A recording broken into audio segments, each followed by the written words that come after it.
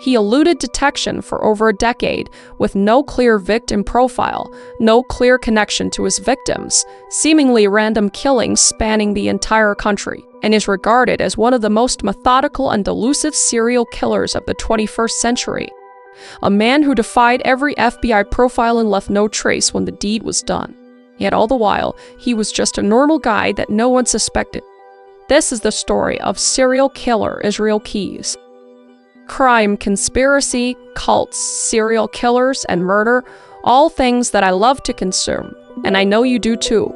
You sick, twisted, beautiful, and intellectually minded. Today we are diving into a very infamous serial killer I feel like a lot of people don't know a lot about, though he is up there with my top bosses. So trigger warning there. So without further ado, let's unbuckle our seatbelts, go mock-by down the highway, slam on the brakes, and bust this windshield into this infamous serial killer together.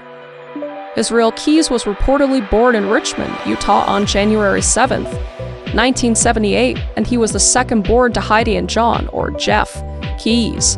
And his 9 other siblings included America, Autumn Rose, Charity, Hosanna, and Sunshine. Sounds like names of kids people are coming up with nowadays. I tell you what, nowadays. It's just like they see something in the room and they're like, we're gonna name him Dr. Pepper. But anyway, they are getting insane and it needs to be addressed. But I digressed. So Jeff, Israel's father, was once a Mormon missionary but had largely lost faith in mainstream religion and society as a whole by the time he became a father.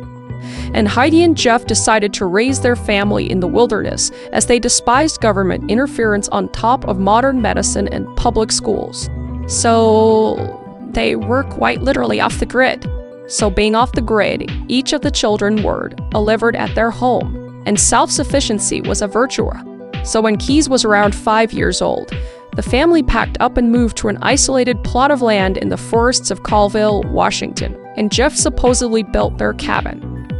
And initially continuing Jeff's tradition, the family were members of the Church of Jesus Christ of Latter-day Saints in Utah, or the LDS Church. But shortly after the move to Washington, they left the LDS or Mormon faith in favor of the Christian identity movement, which is not to be confused with just Christians in general. This Christian identity movement had racist, white supremacist beliefs, and Heidi and Jeff became devout followers and joined a local church called the Ark, where it was preached that white people are God's true chosen people. Okay, alright. And the church also held many anti-Semitic and anti-government views. And as you can imagine, life in the congregation was rather strict and extremist, and the children attended services that taught racial hatred. I just crazy to believe, just teaching little kids how to be racist. It just doesn't click in my mind. But it's not my life, I'm reading about someone else's. So the Keyes family lifestyle did away with modern amenities and culture in an effort to uphold their religious beliefs, not unlike that of the Amish. Not saying Amish are racist bigots, by the way. They just like to live off the grid like the Amish people, and that's it. That's the only similarity there. Just want to make that very clear. Amish people pretty awesome. So they remained cut off from society as a whole. And Keyes' childhood home in Colville was a one-room cabin that lacked running water, plumbing, and electricity. And it was so small, in fact, that many of the children had to sleep outside of the cabin in tents, regardless of weather conditions. And the Keyes kids learned that family virtue of self-sufficiency at a very young age. And they hunted wild animals for food, chopped firewood, and worked on neighboring farms for money and to help the family out in their extreme poverty. And their everyday life was geared toward survival and necessity rather than play and proper schooling. And homeschooling was the closest thing to a formal education that they got. And while homeschooling can be very effective, my husband was homeschooled and he is a literal savant genius. That's usually only the case if the education is actually done right? Cause it seems that in this particular situation, it was more about restriction than true learning. So, it's like they learned at the bare minimum and they were completely sheltered from the rest of the world. So it's almost like they were born and raised in a different time period. So when they got out in the real world, it was not the same thing bit of a shock, you could say. So as Keyes grew up, he found himself in a bubble of religious extremism through the ever-watchful eyes of his parents, and deeply influenced by the family's involvement with the Christian identity churches. But the Keyes family eventually left the Ark to join the Christian Israel Covenant Church, which Israel later described as militia-like. Sounds like a treat. And they blended more racist theology with a focus on armed training and readiness, and Israel would become proficient with guns at a very early age and learn to stockpile food and weapons. So it's a big art. It's a cult, essentially. It's fear-mongering. It's the end of the world is coming.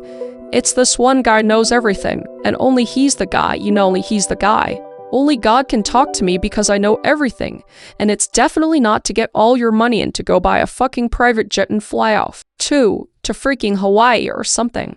So religious passion, racism, and a growing love of guns actively surrounded Israel. And it was also through this church and their close proximity as neighbors that the Kehoe family would become friends of the Keyes family. And the Kowes were a physical representation of these militant ideals. Now Chabai Kehoe, who was 5 years older than Israel, would later be arrested with his brother Chain in 1997 after a somewhat famous incident involving a police shooter. And he was also convicted of multiple murders in which he killed a gun dealer and the dealer's wife and daughter, and was sentenced to 3 consecutive life sentences. And Keyes' close proximity to such violent individuals and ideology certainly had an effect on him. So turns out growing up in a racist militia doomsday cult isn't all that good for kids. So even in his early childhood, Israel had already begun to demonstrate concerning behaviors because he was obsessed with guns. And by his own admission, he hunted anything with a heartbeat as a boy, killing animals of all shapes and sizes just for the thrill, not for necessity to eat, just cause he liked it. Red flag, no. 1. And red flag, no.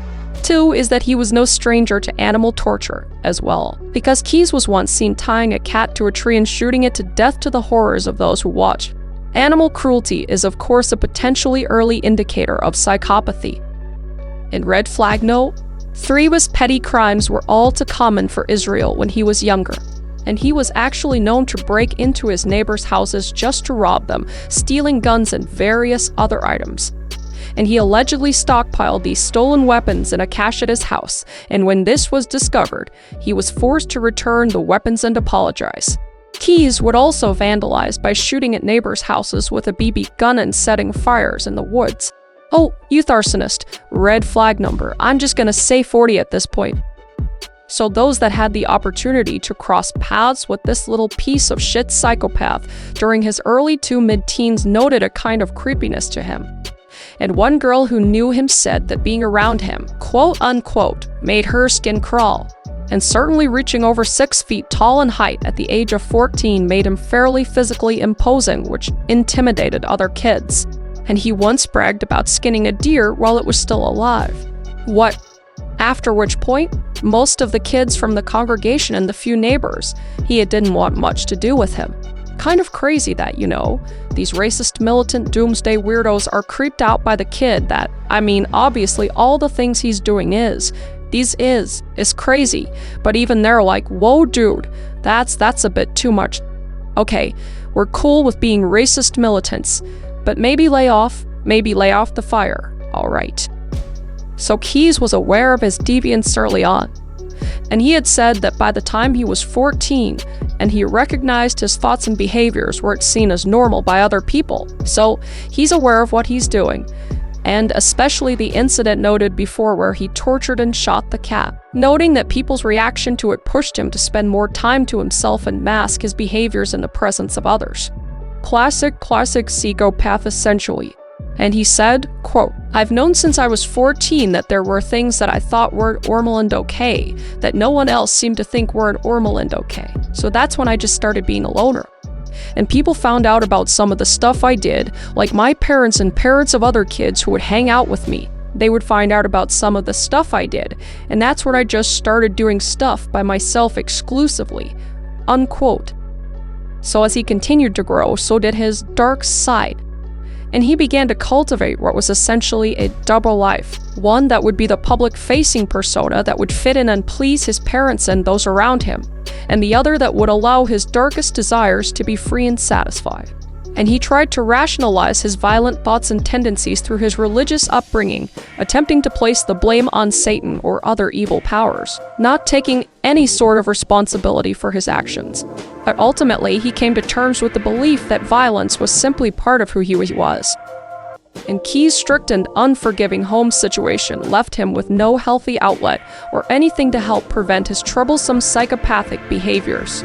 And supposedly, there's a possibility that he was abused by his father as well, though this is unconfirmed. But if true, it would certainly have added all the more reason for anger and lack of empathy. So Key's circumstance and influences essentially molded him into a predator in training by his teen years. And he would keep his deeper fantasies secret, knowing they were socially unacceptable. And the secrecy and depth were just the beginning of what would later manifest itself into his adult life. And it's crazy to think how if he grew up around, some sort of where therapy was okay, or in a loving family. It's the nature-nurture argument. It's like I feel like maybe a little bit of this was already in him, but the environment in which he was raised just nurtured that character, and he essentially just learned how to hide it. And obviously I have a bias now because I know what an evil human being he became, but as a kid, it's it. As a kid, it's it. I always have empathy for the kid cause it's like, I feel like environment is always some sort of factor. So Key's family packed up and moved a couple times during his teens. And the precise timings and movement of Key's and his family are somewhat difficult to determine from various sources, but some claim that Key's was with his family as they moved, and others claim he went independently, and potentially not at all. So it's kind of up in the air, but regardless of timing and whether he was with them, the locations they moved to are confirmed. So in the mid to late 1992s, the Key's family moved to Mopan, Oregon. Sorry if I'm saying that wrong, which is a small desert town located directly along the Deschutes River. And it was in this town that Key's claims he committed his first violent crime, which we'll discuss shortly. And later, the Key's family moved near an Amish community in Smyrna, Maine. Sorry if I'm saying that wrong, where they became involved in a local maple syrup business. And eventually, one of the Key's sisters wrote that the move to Maine was part of their father's attempt to fix the older children's behavior by removing bad influences. So the parents are, thankfully, seeing how their children are acting and trying to change it. There's, the whole religious thing behind it, and being racist and all that, but, couldn't be that. But they thought, supposedly, it wouldn't be present near the Amish community. Bad behavior. That is zero. But by the time the family had relocated to Maine, Key's had become fully disconnected from them. Yet there is evidence that he was present in the area, as at least once or mentions that there was a neighbor that called Key's a nice, courteous young man. So this disconnect from the family arose from Key's departure from their tradition. And throughout his teenage years, Key's struggled with the faith of his family. And he eventually realized that he did not share the beliefs that his parents did. And that was hard for him, considering he had worked hard to please them for so long. And whether that desire to please was legitimate or simply masking is very hard to say. But he clearly wanted some sort of validation from his parents. But by his later teens, he rebelled against them and openly renounced his faith in Christian identity. And Key's became interested in Satanism during this period. And this led to a serious confrontation between him and his parents. And the response to his blasphemy was to exile him from their home and forbid any of his siblings from having contact with him ever again. Yet even with the loss of his family in this way, Key's earned a sort of freedom here. And he was no longer bound by any rules but the ones he made for himself. So he finally found some sort of independence, and he later admitted that he became an atheist. And by rejecting any sort of external morality, the stage was set for his future violent acts to come, and he reportedly had fully embraced his desire to kill by this point in his life, so his late teens, noting that it was just a matter of time before he acted on his impulses. So Keys' first known violent crime was in Saw that went unreported, and he was living in Mopan, Oregon at the time, sometime between 1996 to 1998, and decided to live out his fantasy of abducting and murdering a person. Extremely fucked up. And his target was a young girl, estimated to be between the ages of 14 to 18, who was having a day out with friends on the Deschutes River. And according to his confession later on, Keys watched the girl from the tree line until she was separated from her group, and he then waded out to her, grabbed her tube, and pulled her to the shore at knife point. And then he would drag her to a remote area, allegedly a campground restroom, and he would tie her up, and then he proceeded to saw her. And Keys had every intention to murder this girl as part of a satanic ritual he had been fantasizing about. And he told investigators that he brought knives that he planned to use for her gruesome killing and disposal. But the girl's cries for help and attempts to humanize herself in the presence of her potential killer actually made Keys hesitate. Thank God. What a strong woman, like always cry out for help. Always cry out for help. It's just, ugh, I'm so glad that she did that. And she would promise that she would never tell anyone if he just let her go. And surprisingly, her calm demeanor saved her life. And in his own words, quote, "She was pretty smart.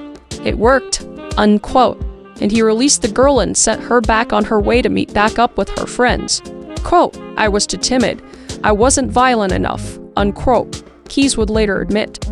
And he would go on to say that he would not let that happen again, and he vowed never to let another victim escape alive. So the incident remained unreported and was most likely unknown altogether until Keys' eventual confession. So when Keys was 20 years old, he decided to join the army, and he earned his get and traveled to Albany, New York in 1998 and enlisted on July 9th. And records show that he served as a specialist while in uniform.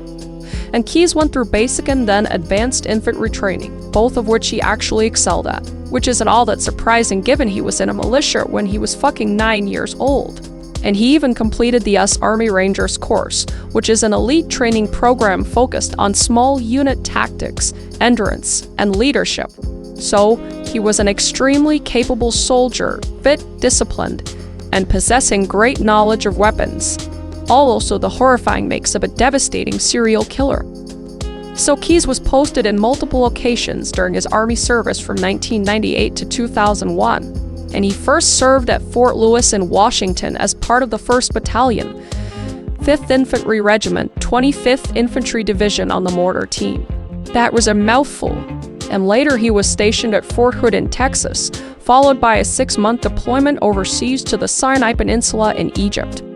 And the deployment was relatively uneventful, at least from what we know, though Keys was able to make friends and travel the region, reportedly patronizing ladies of the night during his time on leave, though, and his peers noted that he seemed to do really well with the regimented lifestyle that the Army provided, showing no obvious signs of the darkness that would later be revealed, at least not while they were on duty. So outside of his excellent performance, Keys' demeanor as a soldier was generally quiet and withdrawn, and he tended to keep to himself on base and didn't really cause any trouble. That is, until the weekend came around, and he was known to be a heavy drinker when he was off duty, and he allegedly would finish entire bottles of Wild Turkey, which is his favorite bourbon.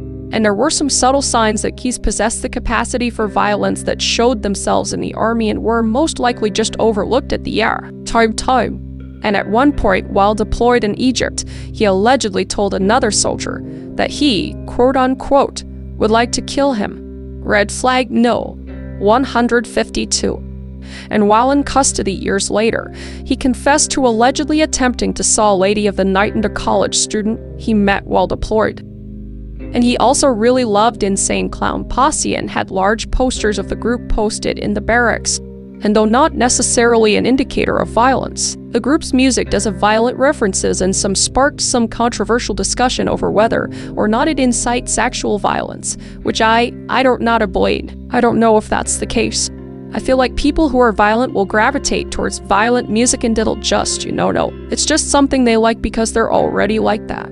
I don't think music really makes you that way, but what do I know? I don't know. But his only major run-in with the law was when he was arrested for a DUI in February of 2001, and his record was clean other than that. And one of his army friends later noted that Key's dark side would show when he drank. But of course, at the time, none of these things were connected to any criminal activity. At worst, his antics were most likely viewed as simply blowing off some steam. So Key's service would come to an end when he was honorably discharged from the Army on July 8, 2001 at Fort Lewis. And on paper, his military career was exemplary.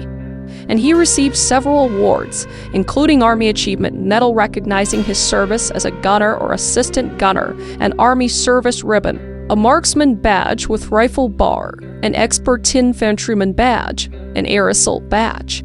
So now that the chapter with the Army had finished, Keyes returned to civilian life. But his military experience had provided him with skills with handling weapons even better than he did when he was 9 years old, and utilizing stealth and extreme endurance, all of which came in handy for realizing his very dark desires. So Keyes made his way back to Washington State, starting his next chapter of life on the Maca Indian Reservation in Nia Bay, and he lived with Tammy Hawkins, a woman that he had met and begun dating while stationed at Fort Lewis. And Tammy was a member of the tribe, and by the time Keyes discharged, she was pregnant with his child.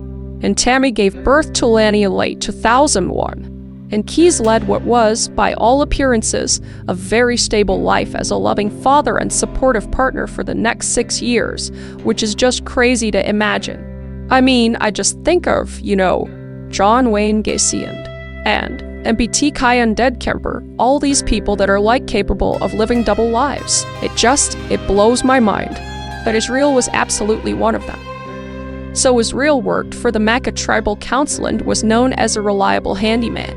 And he seemed to welcome domestic life, as neighbors recall him as polite and a quiet man who was kind and helpful. Yet unknown to those around him, his darker side was ever present and growing much stronger amidst the mask of a normal life. So no longer bound to the structured life of the Army, and living far from anyone who really knew him, he has found the freedom he needed to finally begin his killing fantasies. And he later admitted that he started killing people in 2001, shortly after moving to Nia Bay. And he claimed that between 2001 and 2006 that he murdered at least 4 people in Washington State, all of which were crimes that were never connected or figured out. Keyes also implied that he killed someone in 2001 around Nia Bay and either buried or submerged the body in a remote location. But the body was never found in a related search, but was ruled an accidental death. And one of the murders was a double homicide, and Keyes alleged that he abducted and killed a young couple somewhere between 2001 and 2005. And he said that he beat the male victim to death with a shovel and strangled the female victim, then buried both bodies in an undisclosed location. And these identities are still unknown, and no matching missing persons case has been linked. And the other murders were of 2 individuals in separate incidences around 2005 and 2006, and one of the victims' bodies was disposed of in Lake Crescent. But this body was never recovered either, and Keyes did not give the names of these victims, and none of them have been identified nor connected to Keyes in any meaningful way. So these initial murders went under the radar of authorities because Keyes was very careful about his victim selection, and he chose random victims and left minimal, if any, evidence. All the while, he continued living his life, giving no indication to anyone around him that he was now a murderer. And investigators do believe that his first murder likely occurred in that first summer Keyes was in Nia Bay. And the FBI continues to look into open cases in Washington and the surrounding areas from this time frame, just attempting to use Keyes' travel history as a guide. And when asked why he committed the murders in Nia Bay, he replied, quote, "Nia Bay's a boring town," unquote. What the fucking monster.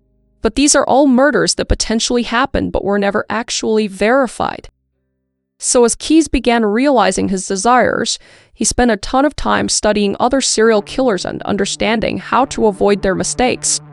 And he pored over case studies in FBI publications, and he read books and articles, and he became intimately familiar with how profilers worked. And he greatly admired other killers who traveled like he did. And one in particular that Keyes was fond of was none other than Ted Bundy, who he considered an influence. And Bundy also masked his true self for years and traveled between states to kill. And Keyes' approach to murder became obsessively calculated and methodical. And one of the biggest realizations of the risks of serial killers was holding onto weapons or souvenirs that could tie them to the crimes they commit, and also committing said crimes near where they lived, adding themselves to the suspect pool by proximity. And to combat this, he began crafting and burying kill kits around the country. And these work ashes that he used to hide weapons, ammo, cash, zip ties, chemicals to dissolve bodies, and other tools. He was doing what he did as a little kid when he stole stuff from the neighbor's house and put them in a cache, which is essentially a place where you just store items that are usually hidden. So he was just, by all accounts, like the most premeditated murderer I've ever heard of. He was hiding caches in places where he wasn't even looking for victims at that point yet. He was just knowing that eventually he would, but he was just doing that so he wouldn't get caught. It's just the methodology of Israel Keyes is absolutely insane. So the cache would be plastic buckets or bins, and he would place them in secret locations so he could dig them up whenever he wanted them for a murder. And inside these buckets were the weapons and chemicals, and anything that he would want to murder someone. And thanks to this level of pre-planning, he could simply arrive in an area and already have everything he needed for the kill. No need for suspicious purchases or carrying incriminating items while traveling. And sometimes these caches were buried years before being used again. Just the level of evil in this obviously being the number one thing he thinks about all the time is it's insane. Like for example, one that he planted in Essex, Vermont in 2009, he didn't use until 2011 for the Courier murders, which we will talk about shortly. And he had kits in several states across the US, some of which were discovered after Keyes disclosed their locations, and many of which have yet to be found. So there's still God knows how many caches, Israel Keyes caches, out there in the United States. And Keyes stuck to a few rules that helped him avoid detection. He never killed close to home, and he never killed in the same area more than once, unless during the same murder. And he intentionally crossed jurisdictions to take advantage of the informational gaps between law enforcement agencies, especially at the time. Cause it's gotten better and better over the years, but even in the 90 seconds and early 2000 seconds, it was still a bit dodgy.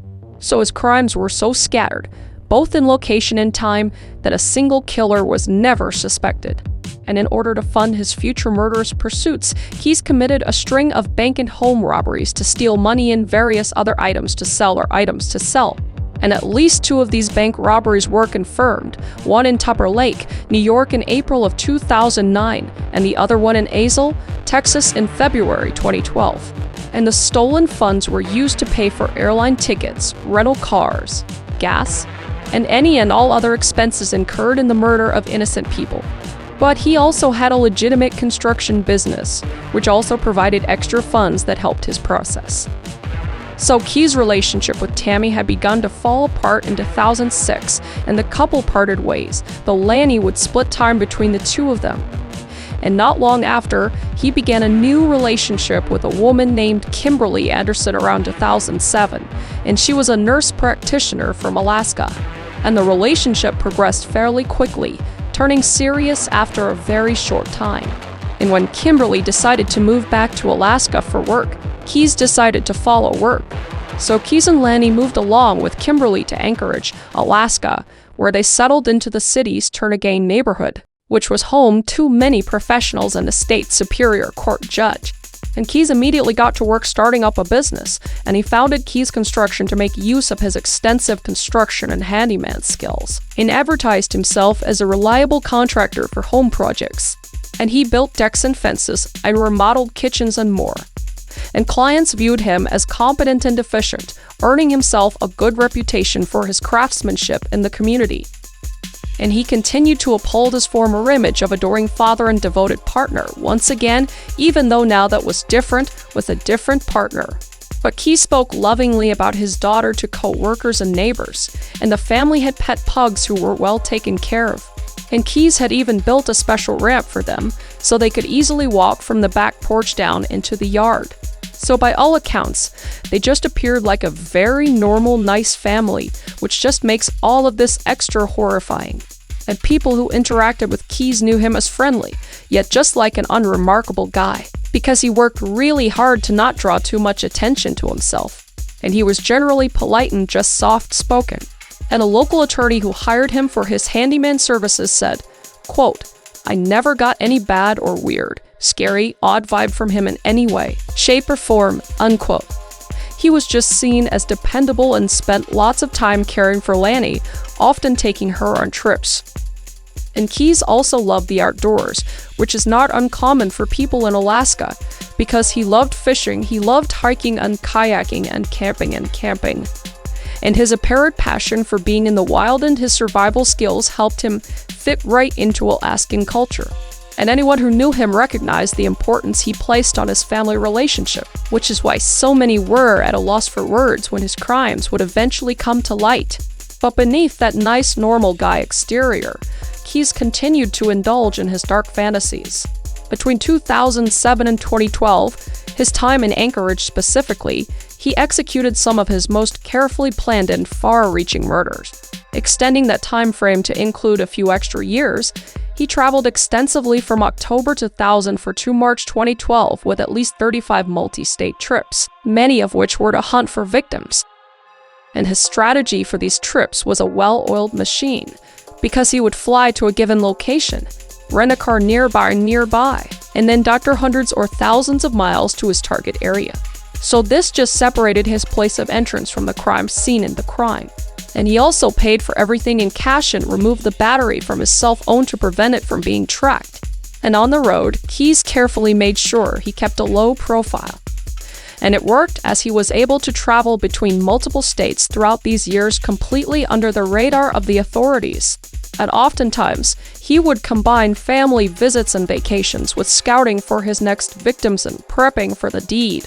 And in retrospect, it's unclear if these visits and trips actually served the dual purpose of seeing family, unrelaxing while scouting, or if the sole purpose was to scout while hiding that intention. And when the FBI finally mapped out the totality of Keyes' travels, they found that unsolved murders and disappearances seemed to align. And Keyes was very patient when looking for his victims, waiting for just the right moment of opportunity. And he preferred places like campgrounds, parks, and cemeteries or boating docks, as they were very remote, quiet places where potential victims could be alone. And he'd stake out these areas, sometimes for days, holding out for that perfect person to come along. And he said that he would usually let the victim come to me by selecting spots that people naturally passed through but were usually isolated. And if he was proactive in scouting houses, he chose easily accessible locations with avoidable security and no additional people, like children or watchful neighbors, or dogs to alert. An opportunity was the driver here rather than the specific type of victim, because he did not discriminate on that person, just that the time was right with no one to witness. And because of this specifically, he had no consistent victim profile, at least in the traditional sense, and the victims varied in age, gender, and ethnicity. And he later claimed that he had a specific rule against harming children, which allegedly arose from his daughter. And it's true that no confirmed victims were children, but many remain unsure if this was genuine or part of Keyes, just games that he loved to play. And Keyes also made sure to fully cover his tracks, and he disposed of bodies in secluded areas, sometimes sinking them in bodies of water or using chemicals to dissolve them. And as mentioned before, he didn't hold on to keepsakes like the murder weapon or items from the victims and made sure they were removed and never found. And though Israel effectively hid his criminal life, he still had his demons in his personal life.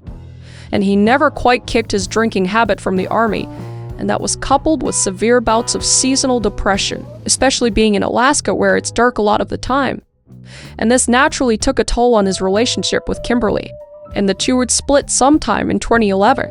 But before the split, there was allegedly an evening in which Kimberly took the bottle away from Keyes, and he threatened to what to himself because of it. And he later admitted to spending time with ladies of the night at some point during his travels, and even potentially in Alaska. Though he never confessed to specifically murdering a lady of the night, The FBI did have their suspicions considering his patterns. Yet even with these struggles, friends and neighbors would never have guessed that these were more than just hiccups in an otherwise well-adjusted individual. Bill and Lorraine Currier were a married couple in their 52nds living in Essex, Vermont.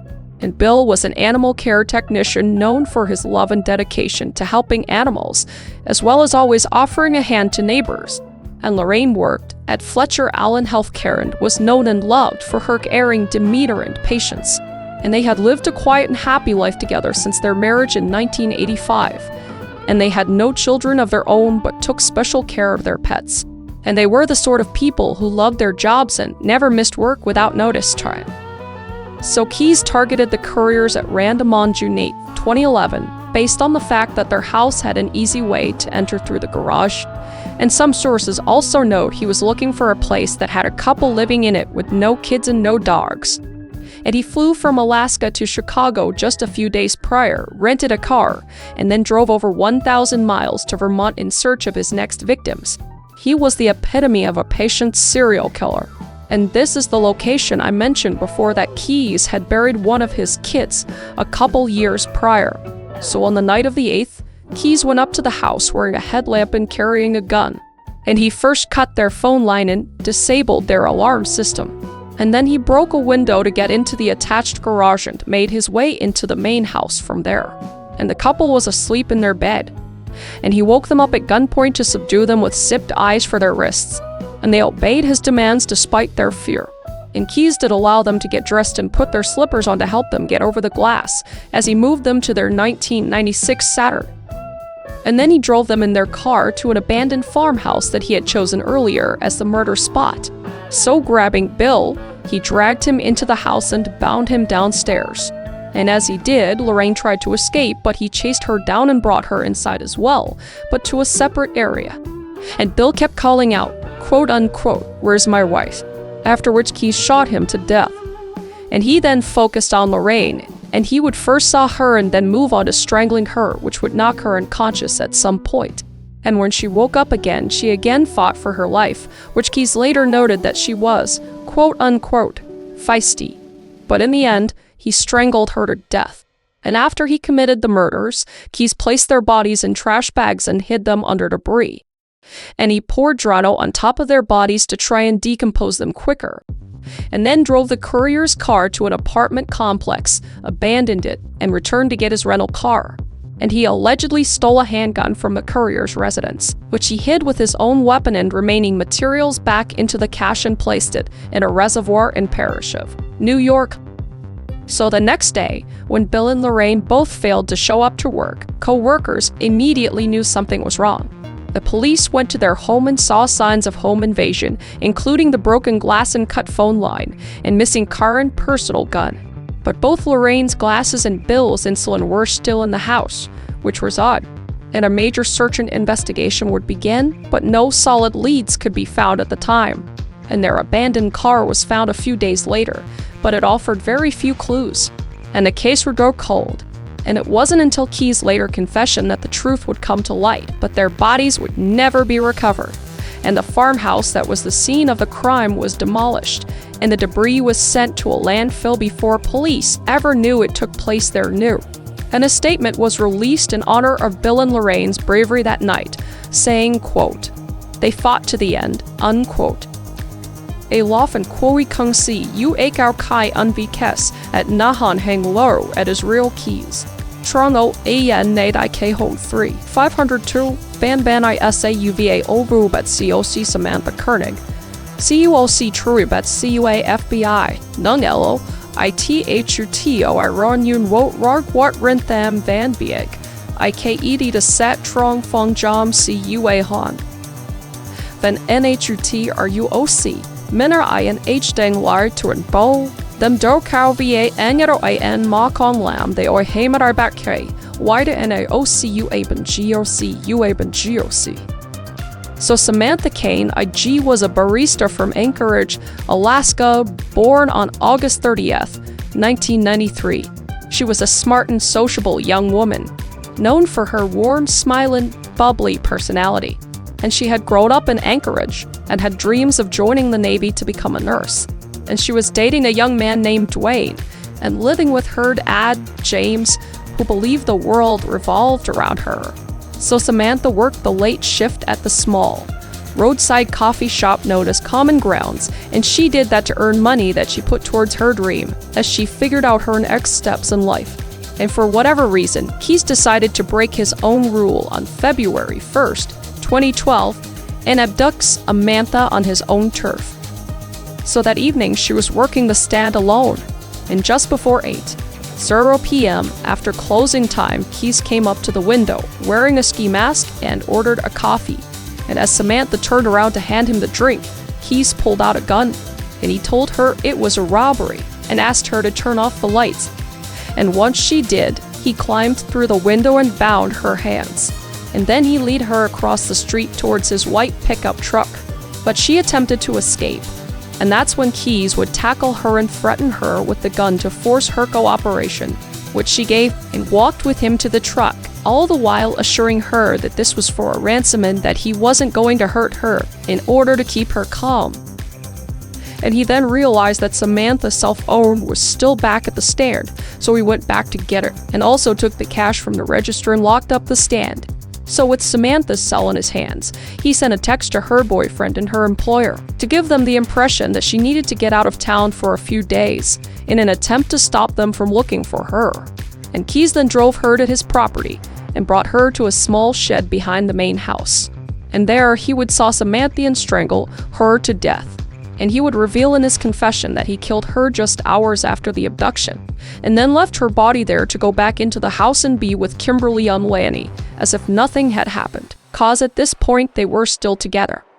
And a few hours later, Keys and Lanny left for a cruise out of New Orleans, and they flew into Texas together, and then drove to New Orleans for the cruise.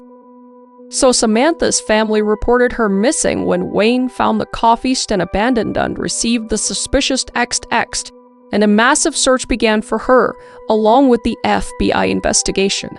But no one suspected Keys even slightly. And surveillance footage had caught only a masked figure, and the text had misled people to believe it was someone she knew, or perhaps she did just leave on her own. And as the search for Samantha escalated, Keys enjoyed himself on a leisurely trip, like the piece of shit he is. And he returned from vacation on February 17th to find that the case was still a hot topic, so he decided to see if he could get a ransom out of her loved ones. And he took her body out of the shed, which was still there the entire time he was on vacation with Kimberly still at the house, but it had been preserved from the cold. And he would put makeup on her face and sew her eyelids open to make her appear still living. And then he would prop her up and he would grab a recent copy of the Anchorage Daily News and held it up next to her and took a picture. And the ransom note demanded $30,000 to be put into Samantha's bank account for her, quote unquote, safe return. And Keys texted Dwayne on February 24th about the location of the note. So desperate at the very thought that she could still be alive, the family raised the funds through community help and some savings, and deposited the money. The exact amount seems to vary between sources, some claiming the full amount, others like a partial amount of $5,000 into her account. But right after the photo, Keys would dismember her remains and sink them into the Matanuska Lake, hoping her body was never to be found, or at least not until the water thawed in the spring. And with the ransom money now safely in her account, Keys felt a surge of confidence, though perhaps misplaced, and he set off on another trip, and this time through the Southwest, using Sarah's debit card to withdraw the cash along the way. And the withdrawals were obviously caught on ATM cameras showing the disguised man, but one of them caught a glimpse of a Ford Focus, a rare mistake for Keys. So police and the FBI would eventually recover Samantha's remains in early April, and hundreds of people would gather around for her celebration of life on the 22nd at West High School in Anchorage. And the murder itself deeply shook the city, as the coffee stand was a regularly visited location, highlighting the severe flaws of the current public safety. And a memorial plaque was placed at the Matanuska Lake in Samantha's honor, dedicated to her and eventually to all the victims of Keys. And she is remembered as a young woman full of life. Cut too short. by an absolute monster. But at this point, Israel Keyes was still a free man. Deborah Feldman was a 49-year-old woman from Hackensack, New Jersey, and she vanished under mysterious circumstances on April 8, 2009, after having last been seen at her home. And her case had long been unsolved, and she was considered a missing person. But after his capture, Keyes told the FBI that he murdered a woman on the East Coast and buried her body in upstate New York in 2009. And though he never explicitly said her name, as was common for him to leave victims unnamed, he gave enough clues that lead the FBI investigators to become relatively confident that Deborah was the victim. And Keyes' statements, along with self-owned records and travel records, line up with her disappearance, and he was known to be retrieving a cache in that area at the time. And reportedly, when shown a picture of Deborah, he replied, quote, "I'm not ready to talk about that one," unquote. And Deborah's body has not yet been found, but the FBI officially considers her a likely victim, effectively making her Keyes' fourth confirmed victim.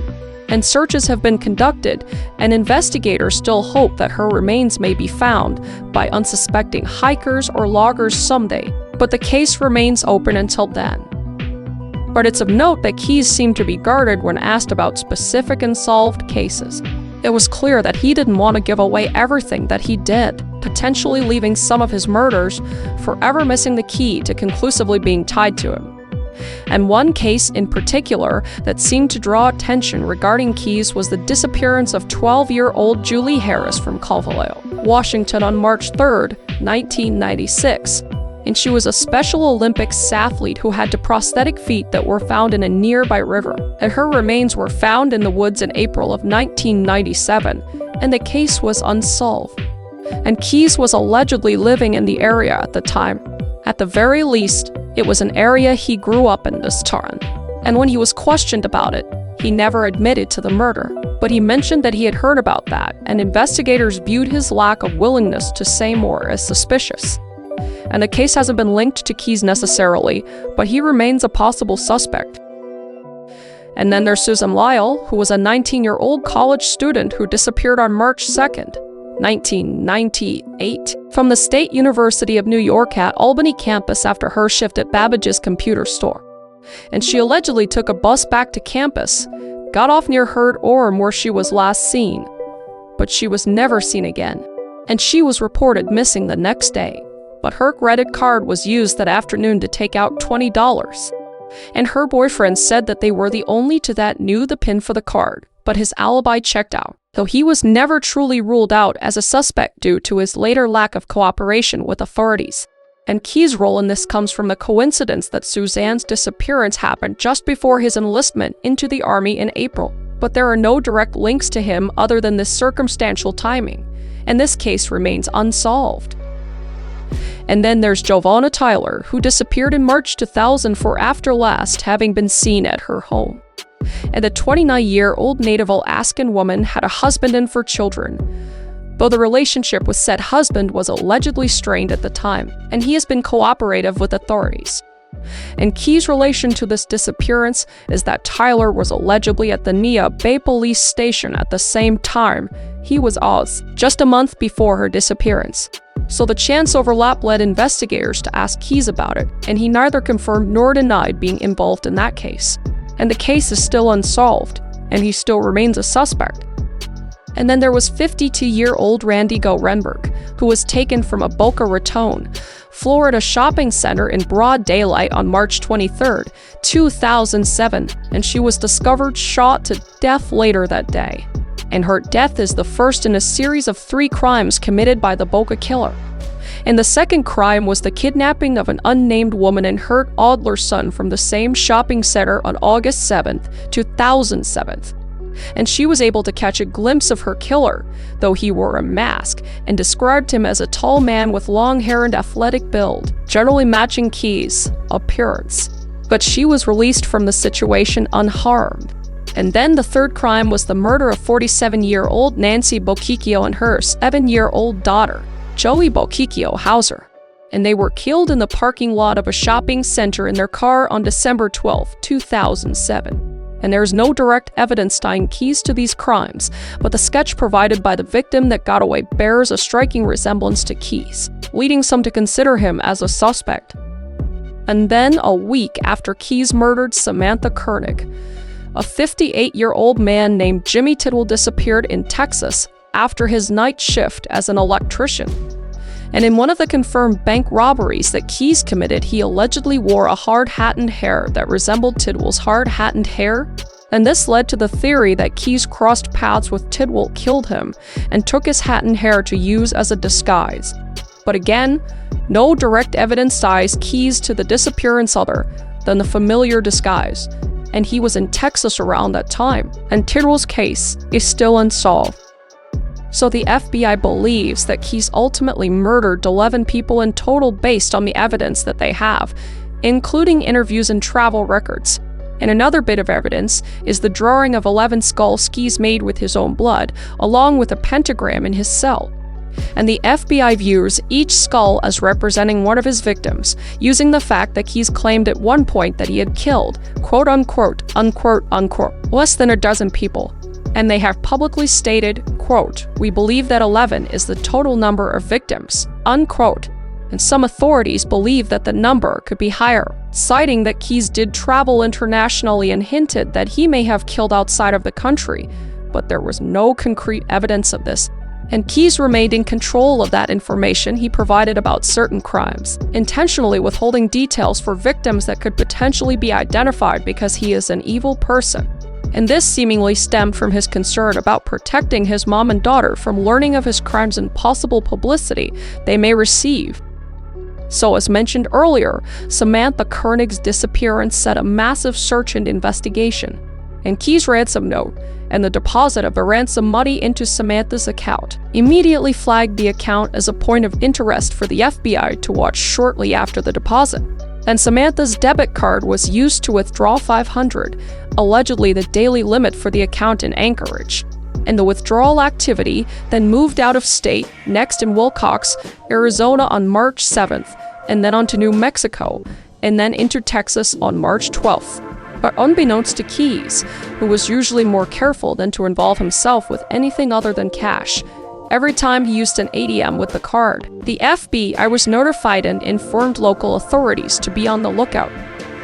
And then came his biggest slip-up, which was the captured footage of his rental car, the Ford Focus that we were talking about before, because he had still been careful to use a disguise at every ATM he visited, but somehow the camera angle of one ATM managed to record his rental car, which gave authorities a bit of information that massively helped narrow the search, and a bulletin was circulated amongst law enforcement in eastern Texas.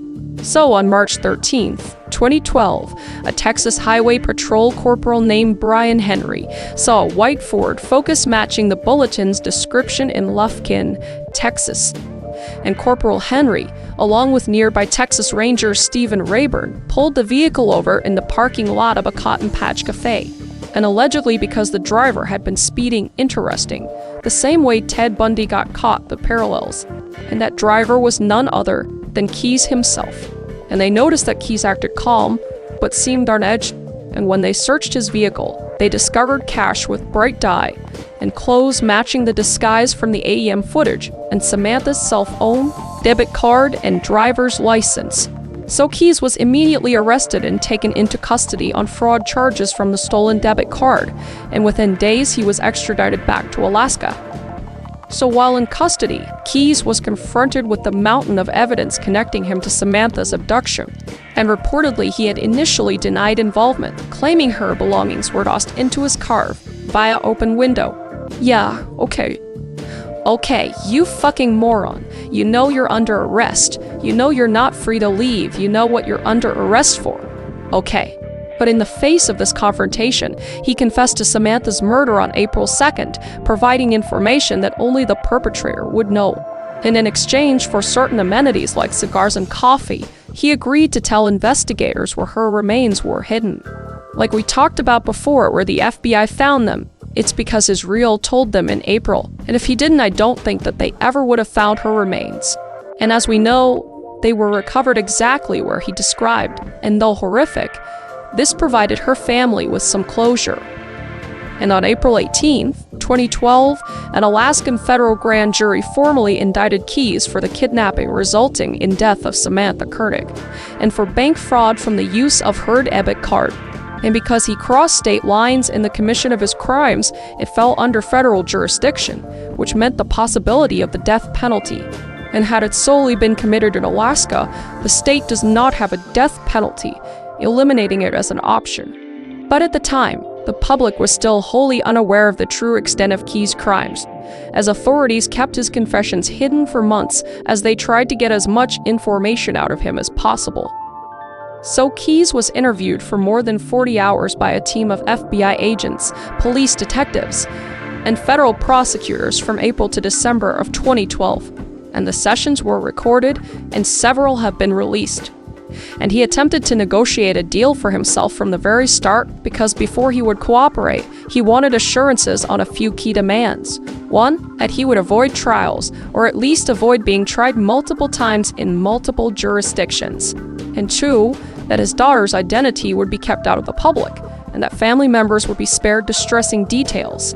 And he pushed for a swift death penalty because he had no interest in living out his days in jail. So he just made sure that he always felt that he was in the driver's seat for these interviews. And Keyes' requests were listened to by the prosecuting team, but no firm promises were made, as sentencing is extremely complex and would be up to a judge and jury. Cause I may have some options as far as that goes, how to get you at least some information without, well, and that's what we tried to give you. We tried to give you that ability. That was all the plan was turned.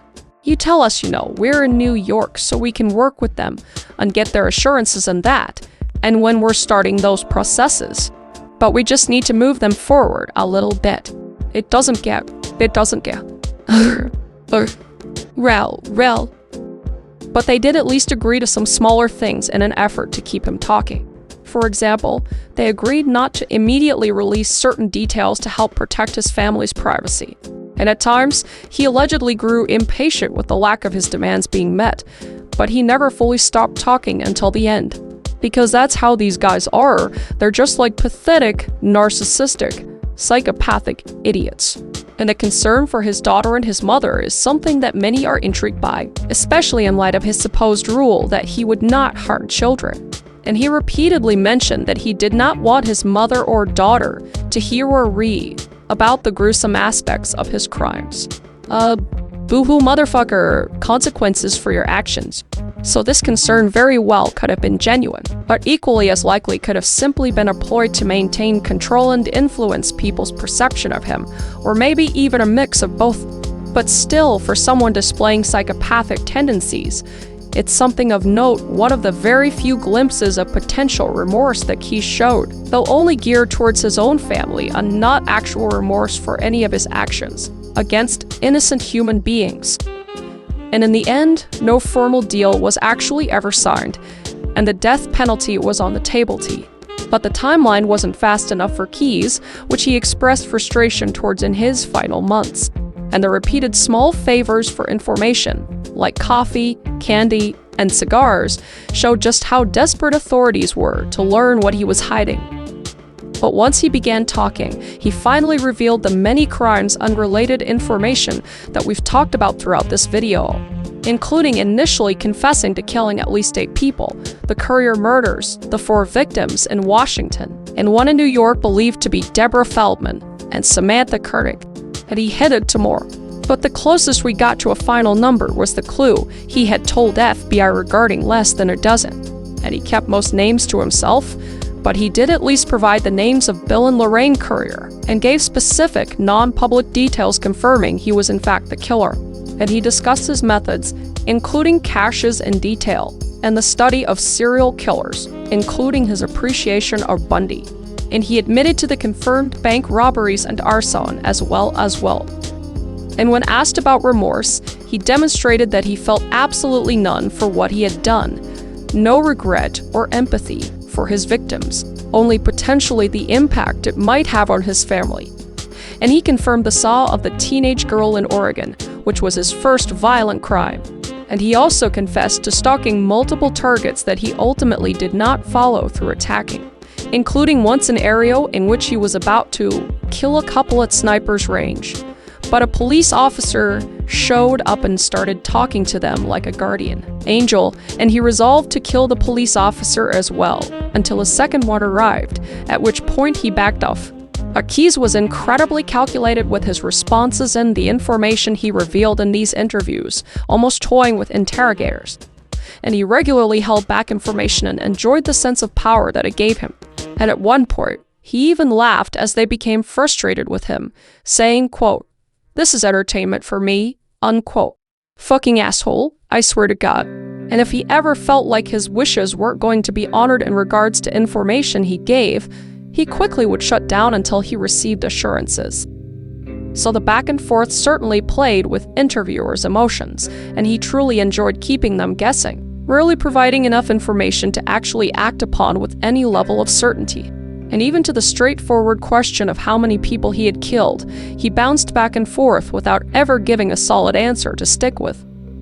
So on May 23, 2012, Keyes attempted to escape during a routine courtroom appearance. Similar to Ted Bundy, this guy doesn't even have his own personality, is just copying another guy. What a pathetic fucking loser. Not that Ted Bundy isn't, he also is, but my gosh. But he would break free from his leg bindings and leapt over the courtroom railing, darting towards the exit. And he caught those in the courtroom off guard, but he wasn't quite quick enough and was brought down by authorities with a taser. And this led to even tighter security for him at future hearings. But this was likely just a foreshadowing of his future plan. Keyes had no intention of remaining in custody or serving his eventual sentence.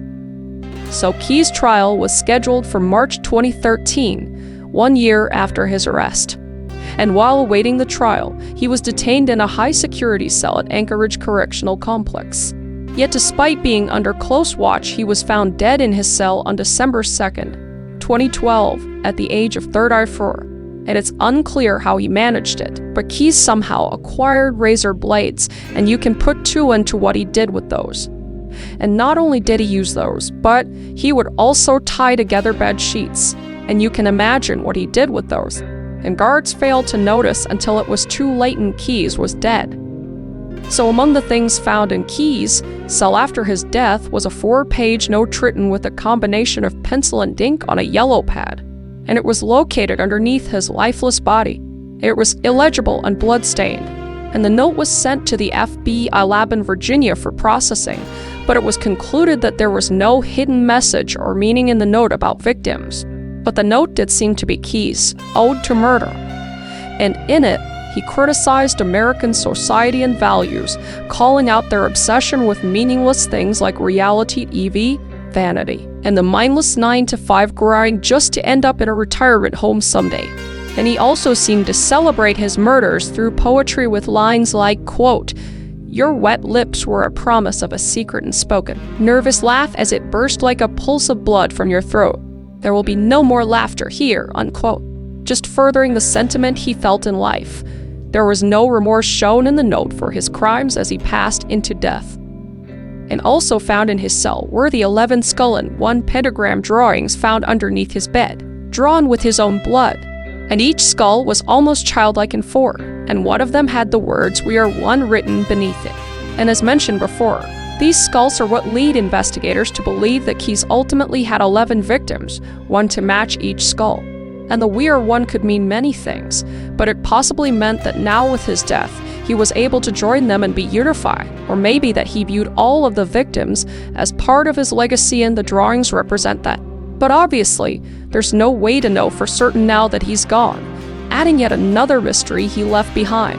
And these skulls were not revealed until May of 2020, when the FBI released them in hopes that it may help identify more of his victims. But Keyes' death caught authorities by surprise because he had been actively talking during interview sessions unseemed engaged when he was doing so in the weeks prior, and his cooperation certainly didn't scream that he would be dead very soon. And frustratingly, it left more questions unanswered than answered, and cut off authorities from essentially the only source that could give information regarding the crimes, as Keyes had done such a good job at concealing what he had done. and his death was a cruel outcome for the victims' families. And for the ones that were confirmed, they were denied justice, and that Keys took the easy way out, and that Keys took that from them. And for those unconfirmed, perhaps they'll never truly know what becomes of their loved ones. And the way in which Keys died leaves suspicion and raises suspicion as well, considering he was supposedly a highly watched inmate. And his death left so many involved in the case with a sense of unfinished business. And knowing that there are victims out there who now may never be identified to bring closure to their families is beyond frustrating. But as of today, investigators are still looking into the case and any of Keys' potential victims. But as of right now, that is where the case stands today. So that is that for this video. I hope Israel Keys is burning in a special place, a special hot, horrible place in hell as we speak. And my heart goes out to every single family that was affected by this, and all of the victims and unidentified victims as well. Cause I feel like I know in my heart that there was so many more than what we know about. If you have any other cases you would like me to deep dive into, let me know down below. I always read the comments. And I will see your beautiful face in the next video. Okay, stay safe. Thank you. Bye.